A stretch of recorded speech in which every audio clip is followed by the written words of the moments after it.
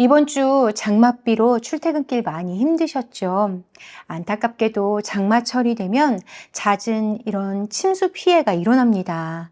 이 침수 요인의 가장 큰 이유는 빗물바지에 오물이나 퇴적물이 막혀서 빗물이 빠져나가지 못하기 때문이라고 하는데요.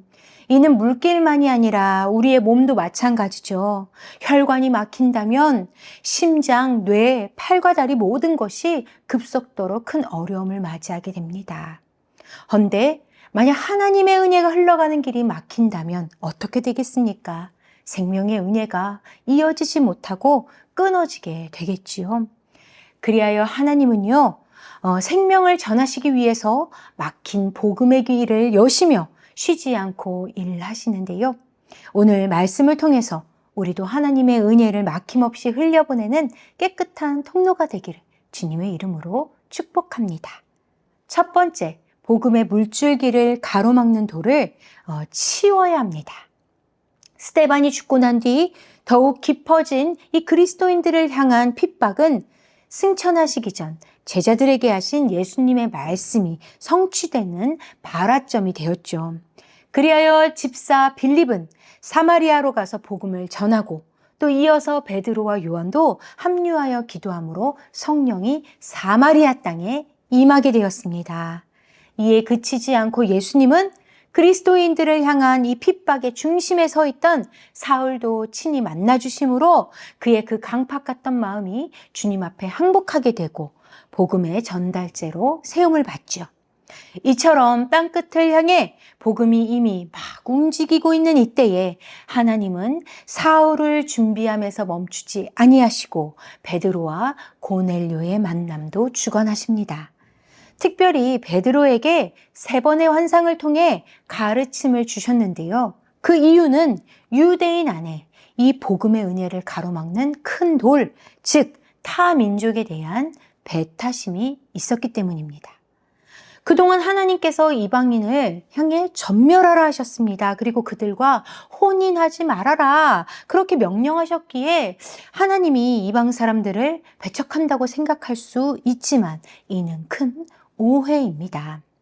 하나님이 행하셨던 큰 그림을 보고 나면 금세 깨달을 수 있는데요.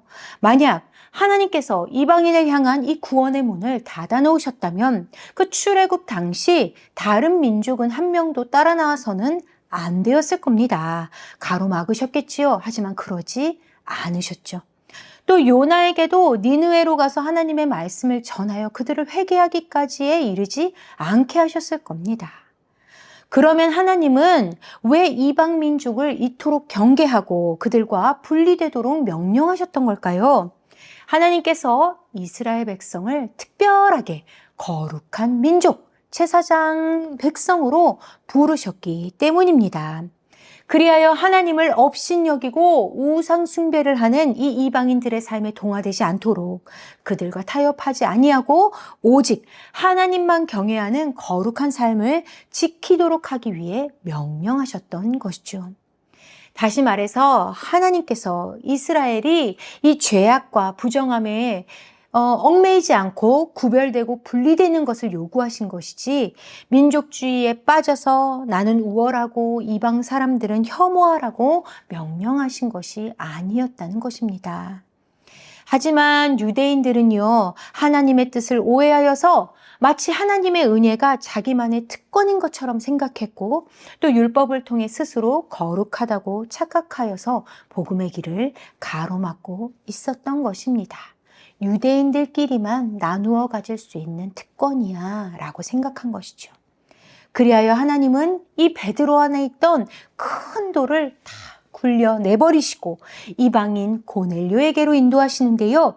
고넬료는 이스라엘 가이사랴에 머물고 있었습니다. 이것은 항구 도시였어요. 그러니 로마 제국이 본토랑 연결되기 위해서 아주 좋은 중심지였지요. 이것을 수도로 삼아서 정치적으로나 군사적으로나 이것이 활발하게 이용되고 있었습니다. 고넬료는 그 가이사랴에서도요, 이탈리아 부대의 군인들을 담당하는 백부장이었습니다. 아주 높은 관직에 있었던 사람이지요. 그런데 놀랍게도 이 사람이 이 가이사랴에 머물면서 하나님께 믿음의 뿌리를 내린 것입니다. 오늘의 본문 10장 2절을 제가 읽겠습니다. 그가 경건하여 온 지방과 더불어 하나님을 경외하며 백성을 많이 구제하고 하나님께 항상 기도하더니. 고넬료가 경건하다고 하는 것은 로마의 여러 신들과 하나님도 더불어 섬긴 것이 아닙니다. 다른 것은 다 버리고 오직 하나님만을 향한 믿음을 가지고 온 마음을 다해 하나님을 경배하는 자였다라는 것입니다. 두 번째로 고넬료가 하나님을 향한 믿음을 혼자서만 간직한 것이 아니라 곁에 있는 사람들에게도 나누었다라는 것이지요. 온 집안의 가족과 종들뿐만 아니라 자신의 곁에 있는 친척과 또한 부하들에게까지 하나님을 전하여 그들도 유일한 참 신이신 하나님께로 그들을 인도했습니다. 그리하여 고넬료가 하나님의 환상을 받은 뒤에 베드로에게 사람을 보낼 때도 종들뿐만 아니라 경건한 자신의 부하도 함께 보내지요. 그리고 또 베드로가 왔을 때도 친척과 친구들과 함께 하나님이 전해주실 그 복된 이야기를 듣기 위하여 기다렸습니다. 셋째로 고넬료는 믿음에서 그치는 자가 아니라 하나님께 받은 사랑을 실천하는 자였습니다. 당시 유대인들은 로마로부터 이 경제적인 그 세금의 착취를 받고 있었죠. 그랬는데 이 로마인이었던 이 고넬료가 유대인들을 긍휼히 여겨서 지속적인 구제와 자비를 베풀었던 것입니다. 그리하여 유대인들로부터 칭송을 받았었죠. 마지막으로 고넬료는 항상 하나님께 기도하던 자입니다. 시간에 맞춘 어떠한 그 의무적인 것이 아니라 간절한 기도를 통하여 하나님과 끊임없는 교제를 간구하던 자였던 것이죠. 고넬료에 대한 이러한 평가는 사람이 내린 걸까요? 아닙니다. 하나님을 전심으로 따르던 그의 삶을 하나님이 바라보고 계셨고 또 하나님 눈에는 고넬료 또한 베드로와 같은 존귀한 하나님의 사람이었다, 하나님의 백성이었다라는 사실을 드러내 줍니다. 존귀한 성도 여러분, 하나님은 베드로의 마음에 놓여 있던 이 막힌 돌을 치우셨습니다. 그 이유는 베드로를 통하여 고넬료와 그의 곁에 있는 그 경건한 자들에게 예수 그리스도의 십자가와 부활을 선물로 주시기 위함이었지요. 물론 우리는 현대를 살아가면서 참으로 그 알지 못하는 자에게 쉽게 마음을 내어주기가 어렵습니다. 이 세상은 의인보다 악한 일들의 그 이야기들로 가득한 것을 보기 때문입니다. 그리하여 때때로 우리는 사람들을 겉모습으로 판단하고 쉽게 마음을 닫아버릴 때가 많은 것 같습니다. 하지만 우리 곁에도 분명히 고넬료와 같이 살아계신 주님을 만나기를 기도하는 자가 있다는 사실입니다. 그럼 우리는 어떻게 해야 할까요? 바로 기도해야 합니다.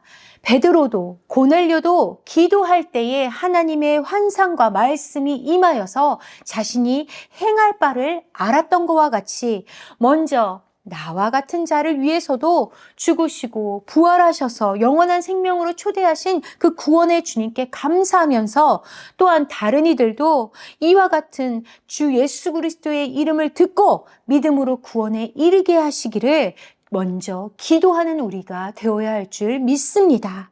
그리고 또한 기도 가운데 하나님의 말씀을 들음으로 말미암아 주님의 참 생명과 사랑을 가감없이 온전히 나눌 수 있도록 성령께서 우리 입술에 진실한 복음을 가득 채워주실 줄 믿습니다. 그리하여 우리의 삶도 하나님의 복된 통로로서 아낌없이 쓰임받을 수 있기를 주님의 이름으로 축복합니다. 두 번째, 이미 다 갖춘 것 같아도 누구든지 예수 그리스도가 필요한 것이죠. 하나님은 사람이 아니시니 어디든지 누구에게나 다 찾아가셔서 하나님의 방법대로 일하실 수 있습니다. 그리하여 환상을 통해 베드로의 그 닫혔던 마음도 열어주신 것이고 또 고넬료에게도 하나님의 사랑을 더 깊이 알 수 있도록 베드로의 만남을 고대하도록 하신 것이죠. 이와 같이 하나님께서 말씀하실 때 가장 중요한 것은 무엇일까요? 바로 순종입니다. 베드로는 처음에 하나님의 말씀을 거절했습니다. 하지만 하나님께서 내가 깨끗하다고 한 것을 너가 속되다 하지 말라 하는 말씀을 들었을 때 이 의미를 아직 온전히 다 깨닫지 못했음에도 불구하고 성령을 따라서 고넬료의 집으로 순종하여 따라갔습니다. 그리고 고넬료도 환상을 통해 베드로를 초대하라는 그 하나님의 말씀을 들었을 때 하나님께서 제 기도와 이러한 구제를 받아주신 것만으로 충분해요. 사실 베드로라는 사람은 지금 이렇게 사람들에게 많이 이렇게 오르락 내리락 하면서 그러한 요주의 인물이지 않습니까? 그러니 제 삶에 이 사람과 연관되어서 어려워지는 것을 원치 않아요 하며 밀어내지 않았다라는 것이지요. 오직 하나님 말씀에 겸손히 순종하여 베드로를 기다렸을 뿐만 아니라 정말로 베드로가 전해줄 그 하나님의 말씀이 무엇인지 하나님 앞에 서서 기다리는 자와 같이 있었다는 사실입니다. 이렇게 보면 사실 고넬료도 베드로도 이미 하나님이 기뻐하시는 삶을 살고 있는 자들입니다. 하지만 예수 그리스도를 알지 못하는 인생, 그리고 예수 그리스도를 알지만 이것을 하나님이 말씀하시는 온 열방 가운데 그것을 전하지 못하고 방해물에 막힌 이 베드로와 같은 인생은 아직 온전하지 못한 것이라 말할 수 있습니다. 그렇기 때문에 이들의 삶은 이미 다 갖춘 것처럼 보여도 사실은 아직 은혜의 문을 다 열지 못한 채 무엇을 해야 할지 알지 못하고 있었기에 하나님께서 두 사람의 만남을 통하여서 그들 앞에 있는 더 큰 은혜의 문을 친히 열어주신 것이죠. 그럼 이제 베드로의 입술을 통해 이방인 고넬료에게 전해진 이 복음은 무엇일까요? 이 고백이 우리의 굳건한 믿음이 되기를 원합니다. 첫 번째로 베드로는 예수님을 화평해 주라 밝혔습니다. 화평은 예수님이 이 땅에 오셔야 하는 이유였지요. 우리는 모두 죄인입니다. 그렇기 때문에 하나님과 멀어지고 이 끊어진 관계였기에 예수 그리스도께서 친히 우리의 대속제물이 되셔서 모든 죄를 사하시고 하나님과 우리를 다시 화평하게 하신 것이죠. 그리하여 예수님은 이 땅에서 모든 어그러진 육체와 영혼의 화평을 선포하시고 회복과 치유를 주시는 사역을 감당하셨습니다. 두 번째로는 예수님과 하나님이 하나였음을 밝힙니다. 예수님의 공생의 시작이 언제였지요? 바로 요한의 세례를 통해서였습니다. 그때 어떤 일이 일어났습니까? 하늘이 열리며 성령이 임했고 내 사랑하는 아들이요 내 기뻐하는 자라는 그 하나님 아버지의 음성이 함께 들려왔지요. 그 이후에도 3년이라는 시간 동안 예수님이 사람들에게 가르치고 하나님의 나라를 전파하며 또한 귀신 들린 자와 병든 자를 다 고치시는 이 모든 일들을 감당하실 때 예수님 스스로 하신 것이 아니라 바로 하나님이 부어주신 성령의 능력으로 감당했으며 하나님과 함께 하셨다는 사실을 밝힙니다. 이는 곧 하나님의 아들이신 예수 그리스도가 십자가에 못 박혀 우리를 위하여 그 큰 고통을 다 당하셨을 때에도 그리고 다시 3일 만에 부활하셨을 때에도 모두 하나님의 능력 안에서 하나님과 함께 하셨음을 드러내는 것이지요. 또한 이것으로 끝이 아니라 구원자 예수님은 하나님이 명하신 심판장이십니다. 그리하여 다시 이 땅에 오셔서 산자와 죽은 자를 심판하러 오실 것이지요. 그러니 하나님을 믿는 자가 왜 예수 그리스도를 믿어야 하는가? 함은 하나님과 함께 하신 이유, 하나님의 능력으로 하나님의 말씀을 성취하신 바로 하나님의 아들이신 구원자요 심판주이신 예수 그리스도를 믿는 것은 마땅한 일임을 고넬료 앞에 밝혀 알립니다. 그리고 마지막으로 베드로는 고넬료에게 예수님이 바로 만유의 주라 선포합니다. 만유의 주는 무엇입니까? 온 땅의 주라는 사실이지요. 이스라엘의 백성만이 아니라 예수를 그리스도라 믿는 모든 자들은 그 이름으로 말미암아 죄 사함을 받는다는 사실을 고백합니다.